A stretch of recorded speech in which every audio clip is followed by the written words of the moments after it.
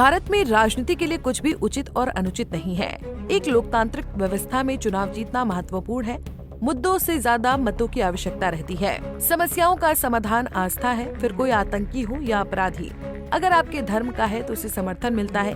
इसी कड़ी में फिर एक बार राम रहीम को पैरोल मिल गई है। चुनाव के समय राम रहीम अक्सर जेल से बाहर आता है। हरियाणा चुनाव से पहले भी राम रहीम जेल से बाहर आ गया था। हरियाणा में अपेक्षाओं के विपरीत बीजेपी ने सरकार भी बनाई, लेकिन इस सरकार बनाने में राम रहीम का कितना सहयोग रहा, इस पर कुछ कहा नहीं जा सकता।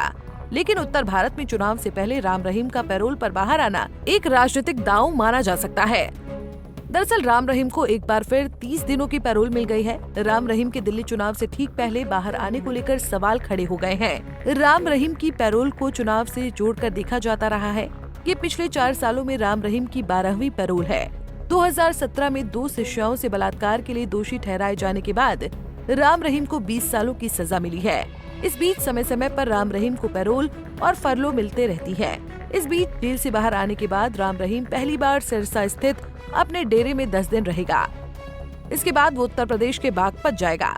दिल्ली चुनाव के लिए ये पैरोल महत्वपूर्ण मानी जा रही है, क्योंकि डेरा से जुड़े लाखों अनुयायी दिल्ली में भी रहते हैं, जो चुनाव पर प्रभाव डाल सकते हैं।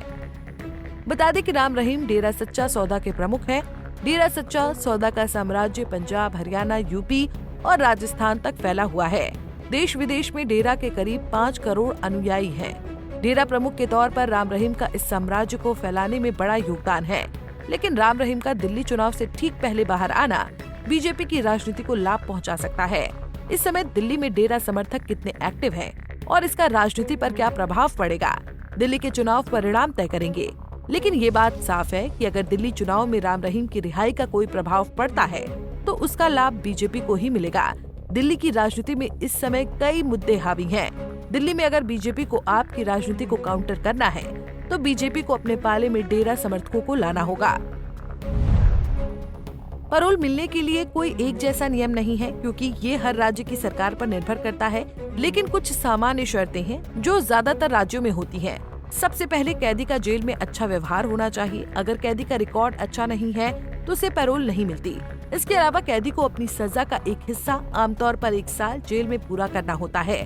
कैदी को जेल में पुनर्वास कार्यक्रमों में भी हिस्सा लेना होता है, ताकि वो समाज में अच्छे से वापस शामिल हो सके।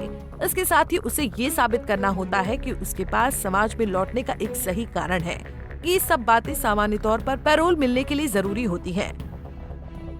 बहरहाल राम रहीम जेल से पैरोल पर बाहर है। वो एक अपराधी है जिसे कोर्ट ने सजा सुनाई है, लेकिन पैरोल भी कानून का एक हिस्सा है, जिसका राम रहीम समय समय पर उपयोग करते रहता है।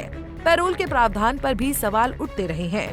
बड़े सेलिब्रिटीज को पैरोल मिलने पर हंगामा भी होता रहा है। संजय दत्त जब जेल में थे तो उस समय उनको मिलने वाली पैरोल पर भी सवाल उठते थे, लेकिन इस पर जब चर्चा भी होती है तो इस मुद्दे को ठंडे बस्ते में डाल दिया जाता है। लेकिन हाई प्रोफाइल अपराधी अक्सर इसका फायदा उठाते रहते हैं। ऐसे में राम रहीम का जेल से बाहर आना बीजेपी की राजनीति को कितना लाभ पहुंचाता है, इस पर सबकी नजर बनी रहेगी।